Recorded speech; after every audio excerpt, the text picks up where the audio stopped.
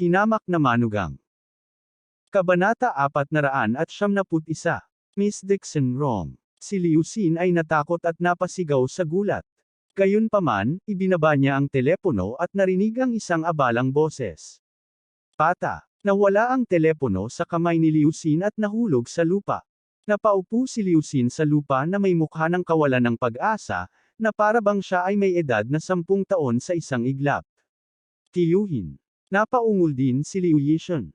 Ang kanyang mukha ay kasing puti ng papel, at ang kanyang buong katawan ay patuloy na nanginginig. Kahit alam niya kung gaano kaseryoso ang bagay na ito. Kung wala ang pag-asa ng pamilya Dixon, ang pamilya ni Liu ay wala.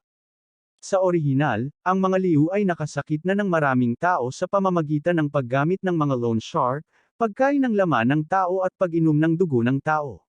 Marami sa kanila ang napupuot sa kanila hanggang sa kaibuturan. Ang dahilan kung bakit kaya nilang sugpuin ang iba ay dahil natatakot sila sa Dixon family na nasa likod nila at hindi sila ng ahas na kumilos. Ngunit ngayon, ang mga gusaling nagpapautang na pinaghirapang itinayo ni Liu sa loob ng maraming taon ay biglang gumuho. Sa wala pang 3 araw, maraming mga kaaway ang darating na kumakatok sa kanilang mga pintuan at bayaran ang kanilang mga dating utang sa mga Liu. Mabuti kung kaya nilang panatilihin ang kanilang buhay. Sa sobrang takot ni Liu Yixun ay bumagsak siya sa lupa. Hindi siya naglakas loob na isipin ito. Inangat niya ang ulo niya habang nanginginig at tulalang nakatingin kay Alex Dixon. Ano ang pagkakakilanlan nitong talunan? Bakit ang mataas at makapangyarihang big shot ng Dixon family ay hindi nang ahas na harapin si Alex Dixon nang mabalitaan niyang ang taong nasaktan nila ay si Alex Dixon? Bakit siya gumuhit ng malinaw na linya sa pagitan nila at ng Liu? Biglang nabalisa ang katawan ni Liu Yixun, at isang nakakatakot na kaisipan ang lumitaw sa kanyang isipan. Tama iyan. Nakalimutan niya ang isang bagay. Ang apelyido ni Alex Dixon ay Dixon din. Pamilya Dixon sa Yan Capital. Natigilan ang lahat ng nasa kwarto. Sabay silang napatitig kay Alex Dixon na medyo nanginginig. Naisip din nila ang problemang ito. Kung totoo man, hindi lang mayabang si Alex Dixon, kundi ang totoo. Kung gusto niyang patayin ang Liu family, isang salita lang ang kailangan niya. Bulalas ni Liu Yixun, Alex Dixon, Dixon din ang apelyido mo. Baka ikaw ang tagapagmana ng pamilya Dixon sa Yan Capital. Bago pa niya matapos ang kanyang mga salita, biglang sumigaw si Qin Yuan, na nagtatago sa isang sulok, sa kanya lang. Kwalipikado rin siya. Alam ko ang background ni Alex Dixon. Noong nasa Yan Capital siya, hindi man lang humakbang, sa Dixon family wala siyang karapatang pumasok. Nang inag si Liu Yixun at nilunok ang kanyang mga salita. Madilim ang kanyang mga mata. Totoo yan. Ang pamilya ni Liu ay naging alipin ni Dixon Rong sa loob ng maraming taon. Hindi pa nila narinig ang tungkol sa pamilya Dixon na may kahalili na gaya ni Alex Dixon. Paanong ang batang ito ay mula sa Dixon family? Kung hindi, paano makukulong si Alex Dixon sa maliit na Jinling City na ito, at magagalit pa ng kanyang biyenan? Gayunpaman, mayroon ng background si Alex Dixon, na labis na ikinagulat ni Liu Yixun. Hindi kaya may kasama rin si Alex Dixon sa likod niya, at ayaw siyang masaktan ni Dixon Rong. Sa oras na ito, si Liu Xin ay bumangon na nanginginig ang katawan, lumuhad sa lupa, at ikinulong ang kanyang mga kamay patungo kay Alex Dixon, na nagsasabing, Dixon. Mr. Dixon, ang aming Liu family ay may mga mata ngunit hindi namin nakilala ang Mount Tai na nakasakit sa iyo, mangyaring hayaan ang pamilya Liu ngayon. Kahit si Dixon Rong ay ayaw na masaktan si Alex Dixon. Mas gugustuhin niyang isuko ang kanyang mga katulad kaysa gumuhit ng malinaw na linya sa pamilya Liu. Paano kaya ng pamilya Liu na akitin siya? Tito, alamin muna natin ang background ni Alex Dixon, sigaw ni Liu Yixun na hindi kumbinsido.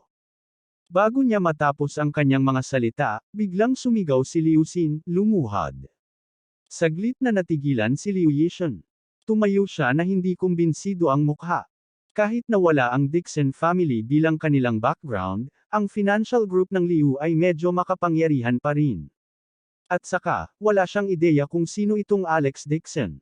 Marahil ay katulad lang siya ng Liu family, isang aso na may malaking pagbaril. Kinagat ni Liu Yishan ang kanyang mga ngipin at sinabing, "Tito, hindi na natin kailangang lumuhad sa lalaking ito na nagngangalang Dixon, wala siyang kapangyarihan kay Jinling. Tatawagan natin ang lahat ng mga tulisan mula sa kumpanya. Hindi ako naniniwala na magagawa natin, huwag mo siyang harapin." Galit na galit si Liu Xin na halos tumalikod na sa kanya. Tinaas niya ang kamay niya at sinampal siya ng malakas. "Ang tanga mo. Don't tell me hindi mo masabi kung ano ang sitwasyon. Gaano kalakas si Dixon Rong sa Yan Capital? Iyon ay ang lakas na maaaring gawin ang lahat ng mga big shot kay Jinling, sambahin siya." Sa kanyang harapan, nakaluhod lang siya at nagpapasakop sa kanya. Paano siya maglakas loob na magsabi ng isa pang salita? Gayunpaman, ang isang maliit na Alex Dixon ay nagsalita lamang ng bastos sa kanya, at kahit si Liu Yishan ay sadyang sinisiraan siya, na nagpagalit kay Dixon Rong na hindi siya makapagsalita.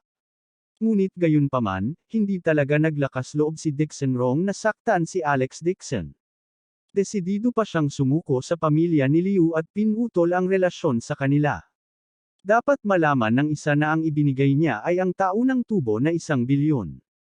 Paano magagawa ng isang maliit na figure si Dixon Rong na gumastos ng karaming pera? Ang lahat ng katotohanan ay nagpapatunay ng isang bagay. Hindi naglakas loob si Dixon Rong na pukawin si Alex Dixon. Isang tao na kahit si Dixon Rong ay hindi naglakas loob na pukawin. Sila ay isa lamang Liu family, paano nila kayang saktan siya? Si Liu Yishan ay sinampal sa lupa. Nalaglag ang isang ngipin niya, at tinakpan niya ang mukha niya sa takot. Hindi siya makapaniwala na sasaktan talaga siya ng kanyang tiyuhin na laging mahal niya alang-alang kay Alex Dixon. Humingi ng tawad kay Mr. Dixon. Malakas na sinipa ni Liu Xin si Liu Yishan, dahilan para mapaluhod ito sa harap ni Alex Dixon. "Ang buong Liu ay idinawit mo, ikaw ay masamang bastard. Ikaw ang nanakit sa Liu family. Aayusin ko ang puntos na ito sa iyo sa pagbalik ko. Kung hindi dahil sa hanggal na pamangkin na ito, ang mga Liu ay hindi makakaranas ng ganoong kapahamakan." Puno ng dugo ang mukha ni Liu Yishan matapos sipin. Hindi na siya naglakas loob na maging matigas ang ulo, at walang pagpipilian kundi ibaba ang ulo kay Alex Dixon. "Mr. Dixon. Nagkamali ako." Lumuhad din si Liu Xin sa harap ni Alex Dixon sa harap ng karamihan at patuloy na yumuko. "Mr. Dixon, mangyaring maawa at hayaang mabuhay ang pamilya Liu. Mawawala ang utang ng pamilya Liu at ng ina ni Miss Meng. Kami, ang pamilya Liu, ay handang umalis kay Jinling at hindi maglalakas loob na lumitaw sa harap mo ulit." Laking gulat ni Liu Yishan kaya namamanhid ang kanyang anit. Umalis ang pamilya Liu sa Jinling. Hindi ba't ang ibig sabihin noon ay sumuko na sila sa underground high-interest market na matagal na nilang pinapatakbo? Ito ay isang malaking piraso ng matabang karne. Humingi ng tawad. Pinagalitan ni Liu Xin si Liu Yishan. Hindi nang ahas na sumuway si Liu Yishan at tuyong sinabi, "Mr. Dixon, patawarin mo ako." Nang magsalita siya ay mukha pa rin siyang nagngangalit sa galit. Tumanggi siyang tanggapin ito. Anuman ang mangyari, ang pamilya ni Liu ay nakaipon ng higit sa 1 bilyong yuan, at mayroon silang malaking kapangyarihan. Bakit siya, ang marangal na tagapagmana ng mga Liu, ay lumuhad sa harap ng walang kapangyarihang batang ito? Napatingin si Alex Dixon kay Liu Yishan at nakangiting sinabi, "Walang nagmamadali. Sabi ko naman sa'yo nandito ako para uminom kasama ka ngayon. I can play with you for a day. You guys Kauto and Neil again. Hiniling ko bang lumuhad ka?" Nakakadismaya talaga. Agad na umakyat sa kanyang ulo ang galit ni Liu Yishan. Inangat niya ang ulo niya at tinitigan si Alex Dixon. Ito ay masyadong F***ing mayabang. Lumuhad na sila ng kanyang tiyuhin at humingi ng awa. Ang pamilya Liu ay nawala ang lahat ng kanilang mukha. Ngunit hindi pa rin ito sineryoso ni Alex Dixon. Hindi napigilan ni Liu Yishan na sabihin, "Alex Dixon, ipinapayo ko sa iyo na magdahan-dahan. Kailangan mong malaman ang mga kuneho ay nangangagat kapag sila ay nababalisa. Huwag mo akong pilitin na kumilos sa iyo. Tumahimik ka, yumuko at aminin mo ang iyong mga pagkakamali kay Mr. Dixon." Galit na sigaw ni Liu Xin. Gayunpaman, hindi nakinig si Liu Yishan at sinabing, "Tito, hindi natin kailangang matakot sa kanya. Ano man ang mangyari sa mga Liu. Mayroon pa bang 1 bilyong yuan ang halaga ng mga ari-arian? Ano ang mayroon siya? Oo, may pera pa naman di ba? Napaisip si Alex Dixon at kinuha ang kanyang telepono. Kawili-wili. Mabagal pa rin akong makipaglaro sa iyo. Ang bilyong ito ay dapat makapaglaro ng 2 hanggang 3 minuto. Ang laking tono, sigaw ni Liu Yishan. Bigla niyang nakita si Alex Dixon na tumatawag. Agad siyang nagtanong, ano ang gusto mong gawin? Hindi siya pinansin ni Alex Dixon at diretsyong tinawag si Sung Yuluo. Isang sentence lang ang sinabi niya. Tulungan mo akong gawin ang 2 bagay. Gusto kong mabangkarote ang pamilya ni Liu sa loob ng 1 o 5 minuto. 2. May utang ang kaibigan ko kay Liu ng 15 milyon. Ngayon, gusto kong utangin ako ng pamilya ni Liu ng ilang beses ng halaga. Sabi ni Sung Yuluo, Young Master, 150 milyon ba? Inilibot din ni Qin Yuan ang kanyang mga mata. Hindi ba't ang dami lang niyang utang? Ang promissory note ay pinilit ni Alex Dixon. Ang Liu family ay hindi nagkulang sa 200 milyon na ito. Nakahinga ng maluwag si Liu Xin. Sa kabutihang palad, 105 milyon, kaya pa rin ito ng pamilya Liu. Sa oras na ito, napakamot ng ulo si Alex Dixon at nakangiting sinabi, I'm sorry, hindi maganda ang math ko. Mali ang pagkalkula ko. Utangin ako ng Liu family ng 5 billion, magagawa mo lahat ng gusto mo. Nanlaki ang mata ni Liu Xin. Umiiyak din si Liu Yishan, Alex Dixon, nababaliw ka na ba? Kabanata 472. Binaba ni Alex Dixon ang telepono, pinagkrus ang kanyang mga paa at mahinahong tumingin kay Liu Yishan. Hindi ba't katuwaan lang? Anong nakakatuwa sa 1 hanggang 200 milyon? Kung gusto mong maglaro ng malaki. Hindi ka ba pumapayag? Galit na galit si Liu Yishan kaya natawa siya. Umisi siya at sinabing, Alex Dixon, kahit si Dixon Rong ay walang ganitong kakayahan. Nagyayabang ka hanggang sa langit, hindi ba? Gusto mo bang mabangkarote ang ating Liu family sa loob ng 5 minuto? At gusto mong magkautang tayo, ikaw 15 billion sa tingin mo ba ay Diyos ka? Mahinahong ngumiti si Alex Dixon at sinabing, ordinaryong tao lang ako at hindi Diyos. Gayunpaman, nasa akin talaga ang buhay at kamatayan ng Liu family. Hindi ka natatakot na mawalan ng dila kahit nagyayabang ka. Bumangon si Liu Yishan sa lupa at kinuha ang kanyang telepono na may galit na galit sa kanyang mukha. Gusto niyang tawagan ang pamilya ni Liu at tawagan ang lahat ng alipors sa kumpanya. Gusto niyang balatan ang lalaking ito na si Dixon, baliin ang kanyang mga buto, putulin siya, at aipakin sa mga aso. Si Liu Xin lang ang nakaluhod sa lupa. Nanginginig na siya kaya wala na siyang lakas na magsalita. 2 salita lang ang nasa isip niya. Tapos na. Nakatingin din kay Alex Dixon ang grupo ng mga tao sa private room na parang may halimaw na nakatingin. Ang ilan sa kanila ay nagsiwalat pa ng mga ekspresyon ng paghamak. Ang pamilya Liu ay naipon sa loob ng maraming taon at may bilyon-bilyong ari-arian. Sa isang salita lang mula sa batang ito, may utang kaya sa kanya ang Liu family ng 5 bilyon. Ito ay isang pipe dream lang. Hindi napigilan ni Liu Yishan na sumigaw, Alex Dixon, tama na. Ang aming Liu family at ikaw ay maituturing na nagkaayos na ngayon. Mula ngayon, magkahiwalay na tayo ng landas at hindi na makialam sa isa't isa. Ding! Ding! Isang malinaw na tunog ng isang telepono ang tumunog. Umiti si Alex Dixon at sinabing, mabilis ang mga tao ko. Wala pang 5 minuto. Habang nagsasalita siya, kinuha niya ang telepono at kusa niyang pinindot ang hands-free button. Biglang tumunog ang magalang na boses ni Sung Yuluo. Young Master, naayos na ang usapin. Idineklara ng bangkarota ang financial company ni Liu, at nakipag-ugnayan na ako sa lahat ng may utang kay Liu. Ililipat ko sa iyo ang lahat ng utang nila. Bukod pa rito, alam ko rin na may ilang malilim na deal na nangyari 10 taon na ang nakalilipas sa Lius, at sapat na ang mga ito para mapuksa ang buong Liu. Sa kondisyong ito, handa ang patriarch ng pamilyang Liu, na gumamit ng 1 bilyong yuan promissory note bilang isang palitan, mangyaring huwag ilantad ito. Tama, mahinang sabi ni Alex Dixon, saka tumingin kay Liu Yishan na may ngiti na hindi ngiti. Sa sandaling ito, isa pang dalawang telepono ang biglang nag-ring. Ipinadala ang mga ito mula sa mga bulsa ni Liu Yishan at Liu Xin. Namutla ang mukha ni Liu Yishan habang mabilis niyang kinuha ang telepono. Sa sandaling matapos ang tawag, isang alon ng galit na pagsaway ang dumating. Hamak na nilalang. Ano ang ginawa mo, nasaktan ang isang tao na hindi mo dapat sinaktan? Ngayon, ang pamilya ng aming Liu ay tapos na, ang aming kumpanya ay nalugi, at mayroon pa kaming higit sa 5 bilyong yuan sa utang. Ang aking Liu family. Biglang huminto ang boses niya dito. Isang malakas na sigaw ang nagmula sa kabilang dulo ng telepono. Galit na galit ang matandang Liu kaya nawalan siya ng malay.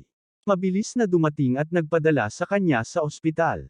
Paano ito? Agad na natigilan si Liu Yishan na parang tinamaan ng kidlat. Si Liu Xin naman ay tuluyang naparalisa sa lupa. Pinindot niya ang speaker button ng phone niya, pero wala lang siyang lakas para i-connect ang phone. Tanging iyak na lang ang naririnig niya mula sa telepono. Hobby, anong nangyayari? Ang daming dumating sa kumpanya. Lahat ng business partners ay sinira ang kontrata at nalugi ang kumpanya. Anak, ano ang ginawa mo? Isang grupo ng mga tao ang dumating upang maisip ang iyong pamilya, na nagsasabi na ang iyong pamilya ay may utang sa isang tao na 5 bilyong yuan sa utang. Boss, nandyan ka na ba? Tapos na ang kumpanya. Tapos na. Nagtakbuhan lahat ng empleyado. Isinara na ang kumpanya. Sabi pa nga nila Liu ay may utang na 5 billion yuan. Totoo ba? Siyempre totoo. Si Liu Yishan ay bumalik sa kanyang katinoan at tumingin kay Alex Dixon ng may takot. Naintindihan niya rin sa wakas. Mas gugustuhin ni Dixon Rong na isuko ang pamilya Liu kaysa saktan si Alex Dixon. Dahil hindi niya kayang saktan siya. Biglang napaluhod si Liu Yishan at lumuhad sa harap ni Alex Dixon, umiyak at nagsasalita. Boss Dixon, nakikiusap ako sa iyo. Nagkamali ako. Parusahan mo sana ako, hindi na ako maglalakas loob na salungatin ka pa. Tama ka, masyado akong nagpapahalaga sa sarili ko. Nanginginig din sa mula sa pinangyarihan ng iba pang mga tao sa silid, na natakot ding mga kagalang-galang na amo. Isang pangungusap lang iyon. Nagawa niyang sirain ang pamilya Liu. Ang pagkakakilanlan ni Alex Dixon ay hindi maisip. Di ba nasabi ko na naglalaro lang ako? Umiti si Alex Dixon na parang walang nangyari. Casual siyang kumuha ng kanilang tempered glass, kumuha ng bote ng Mautai, at nilagyan ito ng laman. Lumuhod si Liu Yishan sa lupa at nanginginig habang nakatingin sa kanya na nagbuhos ng alak. Hindi niya alam kung ano ang kanyang gagawin. Nagbuhos si Alex Dixon ng 7 malabakal na baso at nakangiting sinabi, hindi ako isang taong bumabalik sa kanyang salita. Ngayon lang, sinabi kong iinom ako sa iyo, at talagang gagawin ko ito. May utang ka sa akin, magkano, at hindi mo ako mababayaran kahit na mayroon kang 10 buhay, paano ito? Uminom kayong dalawa ng isang baso ng alak, at babawasan ko ang inyong utang na 100,000 yuan, paano na? Uminom para mawala ang utang. Natatarantang tanong ni Liu Xin. Namutla ang mukha ni Liu Yishan. Ito ang sinabi niya kay Meng Nooran kanina lang. 100,000 kada kaso. Siyempre. Umiti si Alex Dixon at sinabing, magkano ang utang na mababayaran mo ay depende sa kung gaano karami ang maaari mong inumin. Iinom ako. Mabilis na lumapit si Liu Xin, kinuha ang baso ng alak sa mesa, at ibinuhos ito sa kanyang bibig. Wala siyang mapupuntahan, at gusto na lang niyang mamatay. Hindi niya dapat sinaktan si Alex Dixon. Mabilis ding naglakad si Liu Yishan at kinuha ang tasa para inumin. Magdala ka pa ng 2 kahon, utos ni Alex Dixon. Ito ay isang ngipin para sa isang ngipin. Mula noong yan capital, ang mga Liu ay pinipilit silang bayaran ang kanilang mga utang. Ngayon, gusto niyang bayaran ng mga Liu ang kanilang mga utang ng may interes. Uminom si Liu Yishan ng 17 o 8 tasa ng puting alak ng sunod-sunod. Ang kanyang ulo ay nahihilo, at ang kanyang mukha ay kasing pula ng dugo. Si Liu Xin naman ay may magandang tolerance sa alak, ngunit pagkatapos uminom ng higit sa 20 tasa ay bumagsak din siya at umupo sa mesa. Ito ay isang puting alak na mautay. Kahit anong mangyari, maglalasing pa rin siya. Si Liu Yixun ay kumapit at uminom ng isa pang tasa. Ang mesa ay puno ng mga baso ng alak. Mayroong higit sa 50 tasa, at isang tumpok ng mga walang laman na bote ng alak ay itinapon din mula sa ilalim ng mesa. Ang isang tasa ay 100,000, at ang 10 tasa ay maaaring mabawasan ang presyo ng 1,000,000. Dapat siyang uminom, isang tasa pa ay maaaring mabawasan ng kaunti ang kanyang utang. Sinubukan ni Liu Xin ang kanyang makakaya na kumapit. Mabigat ang kanyang ulo at magaan ang kanyang mga paa, at ang kanyang tiyan ay sobrang sakit. Hindi siya makainom ng kahit isang patak. Madalas siyang mag-bore pero hindi niya akalain na ganoon pala kasakit ang pag-inom. Flop. Bumagsak si Liu Xin sa lupa. Amoy alak ang kanyang katawan, at inilibot niya ang kanyang mga mata. Nanginginig si Liu Yixun. Nanginginig ang braso niya na nakahawak sa wine glass at hindi man lang siya makatayo ng maayos. Malabo ang kanyang paningin. Parang lason ang white wine sa kamay niya. Sa bawat pag-inom niya, nakaramdam siya ng kutsilyo sa kanyang lalamunan. Ito ay hindi mabata. Dixon. Boss Dixon, hindi ako makainom anymore. Nanginginig si Liu Yixun habang nagmamakaawa. Hindi na talaga siya makainom. Malumanay na sabi ni Alex Dixon, kahit hindi ka makainom, kailangan mo pa ring uminom. Hindi mo ba pinilit si Meng Nooran na uminom ngayon lang? Sa isang splash, si Liu Yixun ay lumuhod sa lupa at yumuko kay Meng Nooran habang umaamoy ng alak. Ate Meng, I was wrong. Please spare me. I will kowtow to you. And plead guilty. Nanatiling walang pakialam si Alex Dixon at malamig na sumigaw, inumin mo ito para sa kanya. Kailangan mong inumin ito kahit ayaw mo. Kung hindi, hindi mo ako bibigyan ng mukha. Hindi naglakas loob ang dalawang lalaking waiter na suwayan ang utos ni Alex Dixon. Wala silang choice kundi kumagat ng bala at lumakad pasulong. Kinablot nila si Liu Yixun at binuhusan ng alak. Gudong. Si Liu Yixun ay bumagsak sa lupa at napuno ng alak na parang pato. 2 baso pa lang ang nainom niya at hindi na siya nakatiis. Nagsuka siya sa buong katawan na naging dahilan ng pagkabalot ng dumi ng buo niyang katawan. Mabango na ang baho kaya agad siyang nahimatay. Kabanata 473. Noon lang ay mahinahong tumayo si Alex Dixon at walang pakialam na sinabi kay Meng Nooran. Tara na. Sagot ni Meng Nooran. Masunurin siyang tumango at sinundan siya palabas ng pinto. Anak na babae. Nagmamadaling tumawag si Qin Yuan at gusto rin siyang habulin. Sa sandaling ito, lumakad si Uncle Lee kasama ang 2 bodyguard at pinigilan siya. Ms. Qin, ngayon ka lang inutusan ni Mr. Dixon na bayaran ang iyong mga utang. Marami pang natitira na alak sa mesa. Maaari mong ituloy ang pag-inom. Kung ayaw mong uminom, bawal kang umalis. Agad na natakot si Qin Yuan sa lupa at naging berde ang kanyang mukha. Mayroong hindi bababa sa 40 hanggang 50 baso ng alak sa mesa. Mayroon ding kalahating kahon ng mautay sa ilalim ng mesa. Kahit na hindi siya makakainom ng higit sa kalahati ng mesa, hindi niya magagawang uminom ng higit sa kalahati nito. Sa sobrang takot niya ay nanginginig ang buong katawan niya. Nang walang pumapansin, bigla siyang tumakbo palabas ng pinto. Gayunpaman, para harapin ang isang masamang babae tulad ni Qin Yuan, hindi niya inilagay ang 2 bodyguard sa kanilang mga mata. Ilang beses na nilang nakita ang ganitong uri ng shrew. Ang isa sa mga bodyguard ay agad na gumamit ng isang sweeping leg para tripon si Qin Yuan. Pagkatapos, parang may hawak na manok, hinawakan niya ang kwelyo nito at kinaladkad papunta sa mesa. Dinampot ng ibang bodyguard ang baso ng alak at ibinuhos sa kanyang bibig nang walang sinasabi. Tulong. Ubo. Anak, bilisan mo at iligtas mo ako. Sinakal ni Qin Yuan ang white wine hanggang sa tumulo ang kanyang mga luha at uhog. Napuno ng amoy ng alak ang buong katawan niya. Ang 2 bodyguard ay parang mga itik na nagsasali ng sunod-sunod na tasa sa kanyang bibig. Sa orihinal, hindi maganda ang tolerance ni Qin Yuan sa alkohol. Matapos niyang uminom ng mahigit 10 tasa ay agad siyang nalasing hanggang sa namula ang mukha at tenga. Lumuhod siya sa lupa at nagmamakaawa. Hindi na ako makakainom. Please let me go. Hindi siya pinansin ng dalawang bodyguard at nagpatuloy sa paghawak sa leeg niya. Gumamit sila ng kutsilyo para takutin ang kanyang leeg. Walang tigil na reklamo ni Chin Yuan. Parang lason ang mesang puno ng alak. Umiyak siya ng umiyak. I was wrong. I don't dare to sell my daughter anymore. Kung uminom ako ng sobrang alak, mamamatay ako. Sabi ng isa sa mga bodyguard, inutusan ka ni Boss Dixon na tapusin ang pag-inom bago umalis. Kung may mangyari, may ambulansya sa ibaba. Nanginginig si Chin Yuan at tumingin sa labas ng bintana.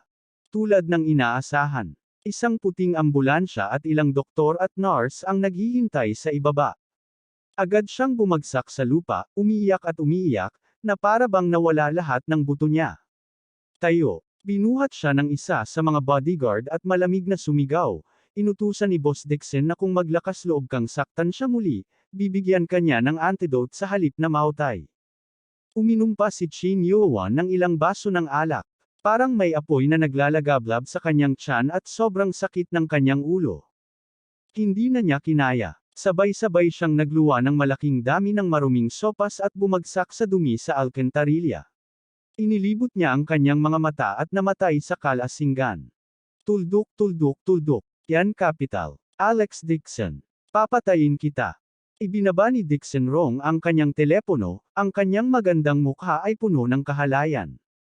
Sinabi ni Ku Fei sa gilid, Miss Dixon Rong, huminahon ka. Huwag maiinip. Ngayong nakabalik na si Alex Dixon kay Jinling, makakapagpahinga na rin tayo at makakaipon ng ating lakas. Hindi pa huli ang lahat para harapin siya. I can't wait that long. Dixon Rong gritted her teeth and said, narinig mo rin siya. Napakayabang niya sa harap ko.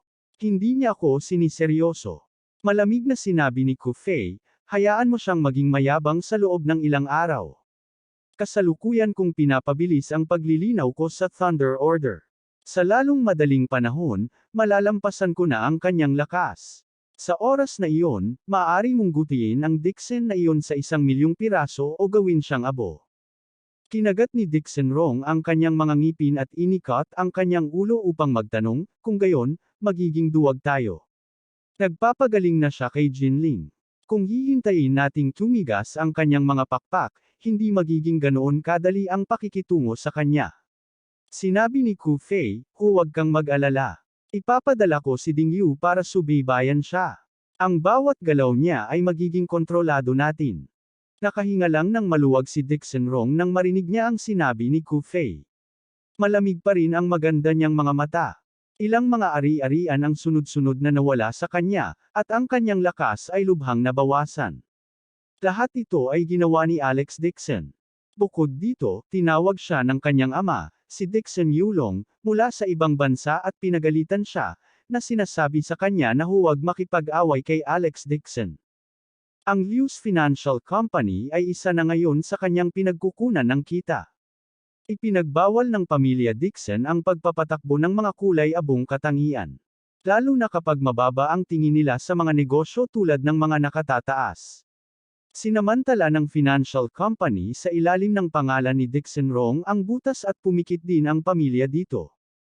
Kung hindi dahil sa katotohanan na natatakot siya na si Alex Dixon ay gumawa ng malaking bagay sa bagay na ito at hahayaan ang Dixon clan na kumilos, hindi sana siya sumuko sa kumpanya ni Liu ng ganoon kadali. Tumawag si Ku Fei sa telepono. Makalipas ang ilang minuto, isang magandang figure ang pumasok mula sa labas ng pinto. Walang ekspresyong pumasok si Ding Yu.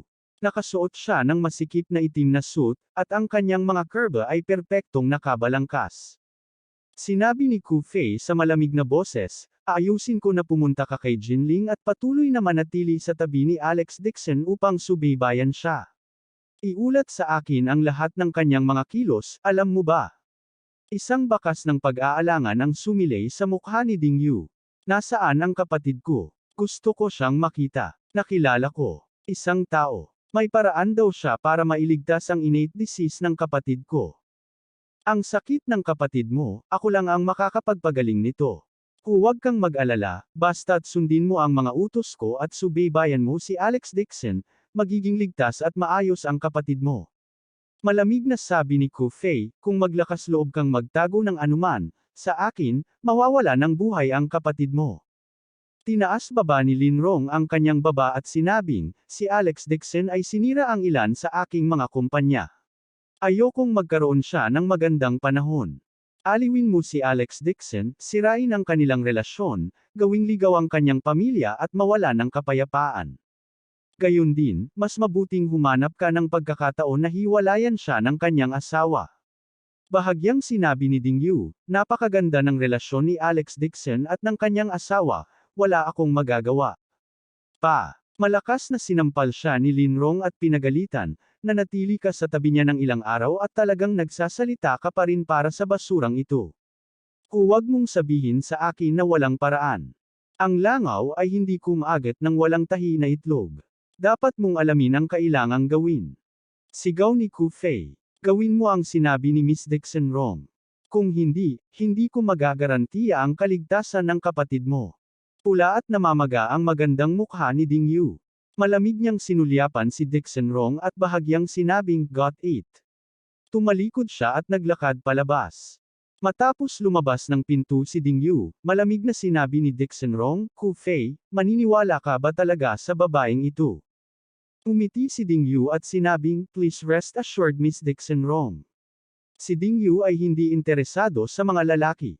Ang tanging pag-asa niya ay ang kanyang nakababatang kapatid.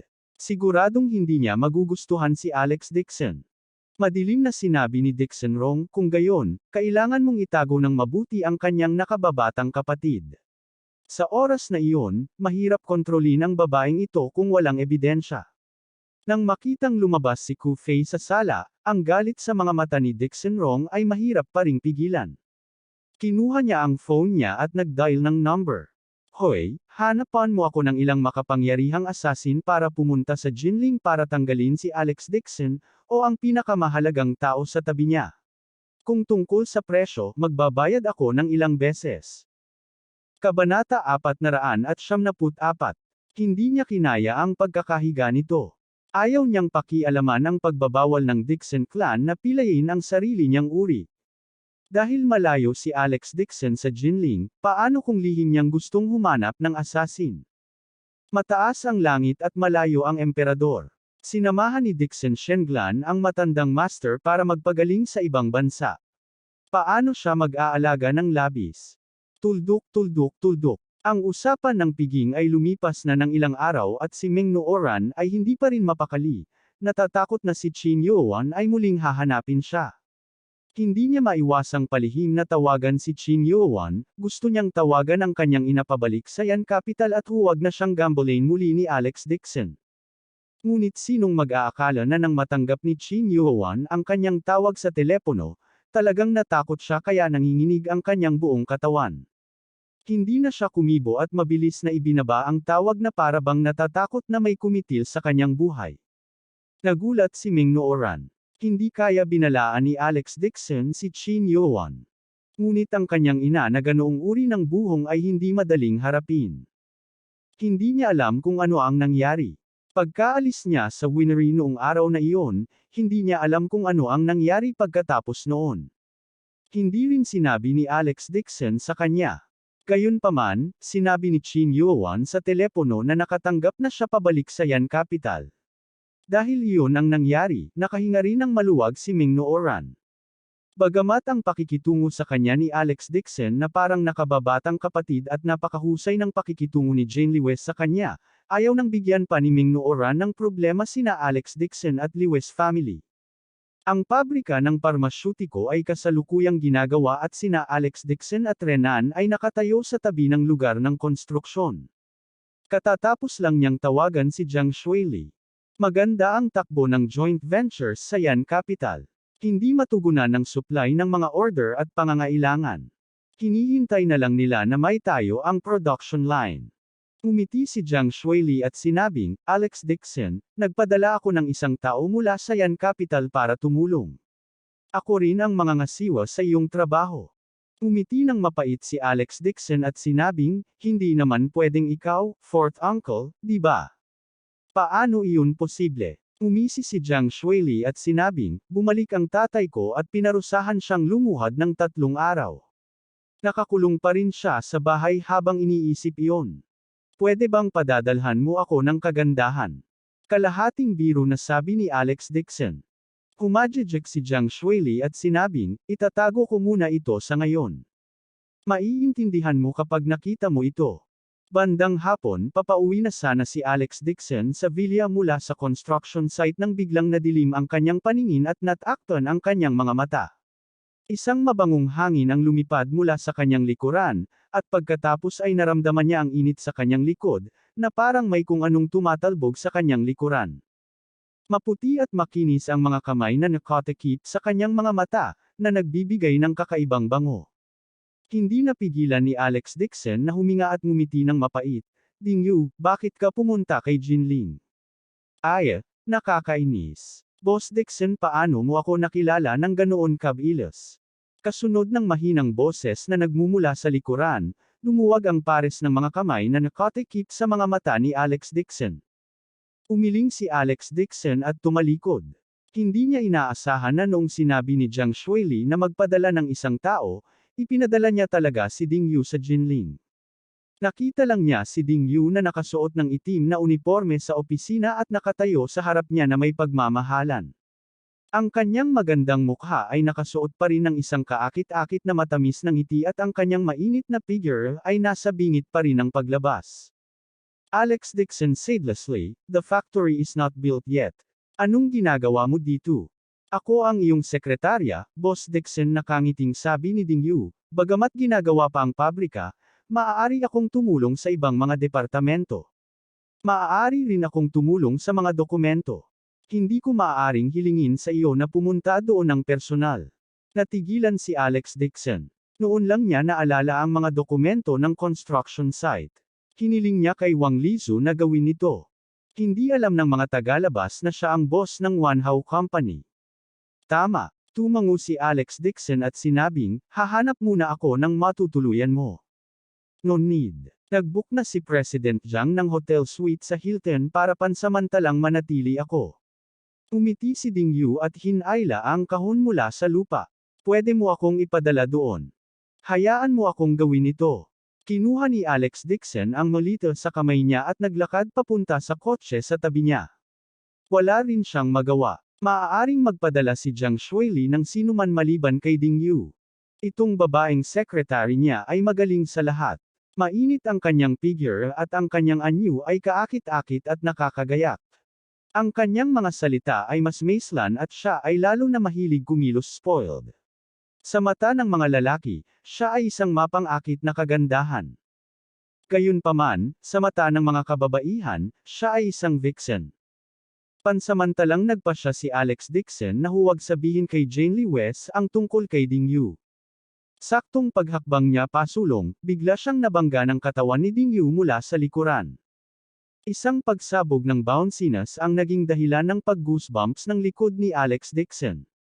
Tumingon siya at sinabing, what's wrong? Wala lang. Napilipit ko lang yung sapatos ko, nakangiting sabi ni Ding Yu. Tumango si Alex Dixon at naglakad pasulong bitbit ang kahon sa kanyang kamay. Sa likod niya, kumislap ng malamig na liwanag ang mga mata ni Ding Yu. Nung nabangga niya si Alex Dixon kanina lang ay nakatatak na siya ng lipstick sa kwelyo nito. Basta magpalit lang siya ng damit, siguradong makikita ito ng asawa niya. Makalipas ang isang linggo, natapos ang paunang konstruksyon ng pabrika ng parmasyutiko, at naghahanda silang iset up ang linya ng produksyon ng parmasyutiko. Pumunta si Alex Dixon sa hotel para hanapin si Ding Yu at iniabot sa kanya ang mga dokumento para ihanda. Pagpasok niya sa hotel ay sinadya niyang tumingin sa paligid. Nang makita niyang walang kakilala ay pumasok siya. Pagpasok pa lang niya sa hotel, bumukas ang pinto ng taxi sa gilid ng kalsada at lumabas si Jane Lee West na may masalimuot na tingin sa kanyang mga mata. Dumaan siya at nakipag-appointment sa isang kliyente para pag-usapan ang negosyo dito. Gayunpaman, hindi niya sinasadyang nakita ang kanyang asawa na pumasok sa hotel at palihim na palihim. Ang driver ng taxi ay inilabas ang kanyang ulo sa bintana ng kotse at nagtanong, pupunta ka pa ba? Saglit na nag-alinlangan si Jane Lee West, binuksan ang pinto, at muling umupo sa passenger seat. Casual niyang kinuha ang isang stack ng cash at iniabot iyon. She said, "Stop for a while. May hihintayin ako dito." Ayaw niyang maghinala kay Alex Dixon, ngunit late na siya nakauwi nitong ilang araw. Kahapon, may nakita siyang lipstick mark sa damit ni Alex Dixon na pinalitan niya ilang araw na ang nakakaraan. Orihinal na binalak ni Jane Lewis na tanungin si Alex Dixon ngayon, ngunit lumabas siya ng maaga. Hindi niya akalain na dito siya magkikita kaya agad siyang nawala sa katinoan. Si Jane Lewis ay nakaupo sa kotse, na nakakaramdam ng labis na pagkakasalungatan. Naniwala siya kay Alex Dixon. Ngunit sa mga araw na ito, palagi siyang naaamoy ng pabango sa damit nito. Bukod sa lipstick print na nahanap niya kahapon, gulong-gulo ang puso niya. Hindi kaya hindi niya kasama si Alex Dixon sa isang silid, kaya nakakita siya ng ibang babae sa labas. Matagal nang nag-iisa si Alex Dixon sa Yan Capital, at nasa Jinling din siya. Hindi kaya may nangyari sa pagitan niya at ng isa pang babae sa Yan Capital. Nalungkot si Jane Lewis sa kanyang puso habang siya ay nakaupo sa kotse at hinayaan ang kanyang imahinasyon. Nagsisi pa siya ng kaunti, at nagpanik siya. Tumayo si Alex Dixon sa pintuan ng suite at kumatok sa pinto. Bumukas ang pinto. Nakasuot ng pantulog si Dingyu at Masu yung humawak sa frame ng pinto. Ang isang ulo ng kulot na buhok ay tamad na nakasabit sa kanyang mga balikat. Basa ito at ang pajama na may manipis na puting silk belt ay low-cut pa. Ibinalangkas nito ang kanyang perpektong figure hanggang sa puntong ito ay nakikita. Sa ilalim ng palda, hubad ang kanyang pares ng mahahabang binti. Wala siyang suot na tsinelas. Isang pares ng maliliit at katanji tanging paa ng jade ang tumuntong sa lupa, at ang kanyang mga kuko ay pininturahan ng matengkad na pulang polish ng kuko. Biglang nakaramdam ng awkward si Alex Dixon at sinabing, "Hindi ko alam na naliligo ka. Babalik ako mamaya." "Oy, Boss Dixon, ayos lang. Pasok ka muna." Agad na hinayla ni Dingyu ang braso niya. Isang pares ng jade arm ang pumulupot sa kanya at nakangiting sinabing, "Dalhin mo ang mga dokumento." "Titingnan ko." Kabanata 475. Napatingin si Alex Dixon sa matambok na braso sa kanyang braso at nag-aalangan na sinabi, "Hintayin muna nating matapos kang maligo." "Natatakot kaya si Boss Dixon na baka may gawin akong masama sa'yo?" Tinakpan ni Dingyu ang kanyang mapupulang labi at humadjadyak. Kinindatan siya nito. Umiti si Alex Dixon at sinabing, "Natatakot akong may gawin akong masama sa iyo." Habang nagsasalita siya, humakbang siya papasok sa suite, umupo sa sofa, at inilatag ang mga dokumento sa coffee table. Nakangiti si Dingyu habang isinara ang pinto. Lumapit siya gamit ang mahaba binti at umupo sa tabi niya. Lumapit siya at kinuha ang mga dokumento. Nakasuot siya ng pajama. Dahil sa pagkilos na ito, hindi sinasadyang sumilip si Alex Dixon sa kanya. Kumulo ang kanyang dugo. Si Dingyu ay kumilos na parang walang nangyari. Kinuha niya ang mga dokumento sa kanyang tabi at sinabi sa matamis na boses, "Boss Dixon, sabihin mo sa akin kung ano ang dokumentong ito." Oh! Naamoy ni Alex Dixon ang mahinang halimuyak sa tabi niya. Pinigilan niya ang kanyang tuyong dila at nagsimulang makipag-usap sa kanya tungkol sa dokumento. Hindi niya alam kung bakit, pero pakiramdam niya ay palapit ng palapit si Dingyu sa kanya. Sa huli, ipinatong pa niya ang katawan sa braso nito. Ngunit para sabihing gusto niyang makita siya, sinulyapan siya ni Alex Dixon mula sa gilid ng kanyang mata at nalaman niyang nakikinig si Dingyu. Walang masamang iniisip sa kanyang magandang mukha. Baka masyado siyang nag-iisip. Umiling si Alex Dixon sa kanyang puso at kumuha ng ilang dokumento para pag-usapan ito. Gayunpaman, sa napakagandang babae na nakaupo sa tabi niya, si Alex Dixon ay nakipaglaban din sa langit at lupa, ginagawa ang kanyang makakaya upang pigilan ang kanyang sarili. Tuldok, tuldok, tuldok. Sa baba, matagal na naghintay si Jane Lewis. Hindi niya napigil ang buksan ang pinto at sabihing, "Driver, pwede ka na munang umalis. Hindi mo na ako kailangang hintayin." Pagkatapos niyang sabihin iyon ay nagmamadali siyang naglakad papunta sa hotel. Halos 1 oras na at hindi pa lumalabas ang asawa niya. Hindi na talaga siya makapaghintay na makita kung ano ang eksaktong nangyari. Sa suite, Lumapit ng palapit si Ding Yu, at naramdaman pa ni Alex Dixon ang pawis sa kanyang likod. Isang maselang katawan na naglalabas ng mabangong amoy ang dumikit sa kanya. Hanggat nakayuko siya, nakikita pa rin niya ang mga bagay na hindi niya dapat makita. Si Alex Dixon ay hindi rin santo. Sa sobrang gandang babae sa tabi niya, siguradong mag-iinit ang buong katawan niya. Habang nag-iisip siya ng dahilan para umalis muna ay may kumatok sa pinto. Mabilis na tumayo si Alex Dixon at sinabing, "It's about time. Aalis muna ako." "Teka, may itatanong pa ako." Tumayo si Ding Yu at ngumiti ng matamis. "Siguro customer service yan. Pupunta ako at bubuksan ko ang pinto." Habang nagsasalita siya, pumunta siya sa pinto at binuksan iyon. Nang bumukas ang pinto ng suite, nagulat si Ding Yu. Sa labas ng pinto, nakita rin ni Jane Lee West ang pagtataka habang nakatitig kay Ding Yu. Nang makita niyang nakasampay lamang si Ding Yu, agad na nakaramdam ng hiya at galit si Jane Lee West dahil namula ang kanyang magandang mukha. Kahit nasa bahay siya, mahihiya rin siyang magsuot ng mga nakaka-reveal na sexy na pajama. Isa pa, nakita rin niya si Alex Dixon na nakaupo sa sofa. Hindi rin inaasahan ni Alex Dixon na nasa labas na ng pinto ang kanyang asawa. Biglang uminit ang ulo niya at nanlamig sa lugar.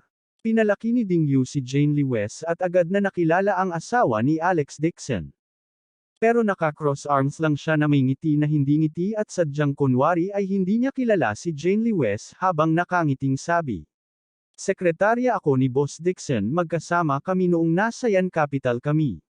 Ngayon nasa suite kami at nagnenegosyo. Kung wala kang ibang gagawin, huwag mo na kaming istorbohin." Sinadya itong sinabi ni Ding Yu na hindi maliwanag. Ibinuga pa niya ang kanyang dibdib at niyugyug ito. "Alex Dixon, karapat-dapat ka ba sa akin sa paggawa nito?" Sa sobrang galit ni Jane Lee West ay tumulo ang mga luha sa kanyang mga mata at nagpanting ang kanyang tenga. Palihim na sigaw ni Alex Dixon sa kanyang puso na hindi maganda. Agad siyang tumayo at nagpaliwanag, "Asawa, pinag-uusapan ko ang tungkol sa pabrika ng parmasyutiko kasama si Ding Yu." Kinagat ni Jane Lee West ang kanyang mga pilak na ngipin at sinulyapan ang mapang-akit na anyo ni Ding Yu habang umiiyak ng may luha sa kanyang mga mata. "Talking about work, do you need to dress like this? Are you guys prepared to go to bed to talk about it?" With that, galit siyang tumalikod at umalis. Ayaw na niyang makita ang dalawa. "Asawa," mabilis siyang hinabol ni Alex Dixon. Tumayo si Ding Yu sa pintuan at gusto siyang harangan, ngunit hinayla siya ni Alex Dixon at bahagyang sinabi, "Wala akong pakialam kung ano ang iniisip mo. Ngunit kung maglakas loob kang magsalita muli ng mga hindi malinaw na salita, kung gagawin, misunderstand mo ang aking asawa, kahit sino pa yan, hindi ko siya mapapatawad." Naglakad si Alex Dixon sa pintuan at malamig na sumulyap kay Ding Yu. "Magpaliwanag ka kaagad sa asawa mo, kung hindi, magbibitiw ka. Mas mabuting huwag mong malaman na may iba ka pang motibo, kung hindi, hindi mo kakayanin ang kahihinatnan." Pagkatapos niyang magsalita, hinayla niya si Ding Yu at hinabol. Hindi makatayo ng matatag si Ding Yu at bumagsak sa lupa. Namumutla ang mukha niya. Sa hindi malamang dahilan, nang magsalita si Alex Dixon ngayon, ang buong katawan niya ay naglabas ng layuning pumatay. Ang nakamamatay na aura na ito ay walang katulad na kapangyarihan. Ito ay puno ng pang-api. Para bang si Alex Dixon ay nagbago sa isang iglap, tulad ng isang Diyos ng kamatayan mula sa impyerno. Siya ay walang katulad na malamig. Tinakpan ni Ding Yu ang kanyang dibdib gamit ang kanyang mga kamay at puno ng pagkabigla ang kanyang mukha. Isa rin siyang mamamatay tao at kaunti lang ang mga bagay sa mundong ito na kinatatakutan niya. Ngayon lang, nang pumutok ang katawan ni Alex Dixon na may layuning patayin, hindi niya namamalayan na nanginginig. Isang lamig ang dumaloy sa kanyang gulugad habang siya ay nanginginig. Humabol si Alex Dixon palabas ng hotel at tumingin sa paligid. Hindi na niya makita si Jane Lee West. Kumunat ang noo niya at nakita niya ang isang Maserati na nakaparada sa entrance ng hotel. Bumaba na ang may-ari ng sasakyan kaya agad itong lumapit at binuksan ang pinto para maupo.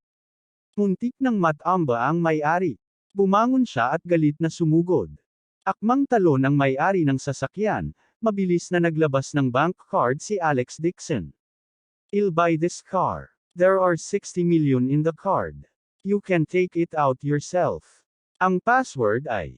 Pagkasabi noon ay ibinato niya ang bank card sa may-ari ng sasakyan. Walang kamalay-malay na kinuha ng may-ari ng sasakyan ang bank card at naisip niya, saan nanggaling ang lokong ito. Magmumura pa lang siya, bigla niyang nakita ang bank card sa kamay niya. Ito talaga ang marangal na itim na card ng Rebus Bank. Nagkaroon lamang ng isang limitadong bilang ng 50 card sa mundo at ito ay ibinigay lamang sa mga nangungunang tycoon. Agad siyang natigilan. Hindi pwede. Ang kanyang Maserati ay hindi lamang higit sa 7 milyon, ngunit ang tycoon na ito ay talagang binibili ito ng 60 milyon. Sa oras na ito, nagpalit na si Ding Yu ng kanyang damit at nagsitakas na lumabas sa kanyang mataas na takong. Malamig na sinabi ni Alex Dixon, "Sumakay ka sa kotse," at pinaandar ang kotse. Sa sandaling ito, hindi na nang ahas si Ding Yu na suwayan ang kanyang mga utos.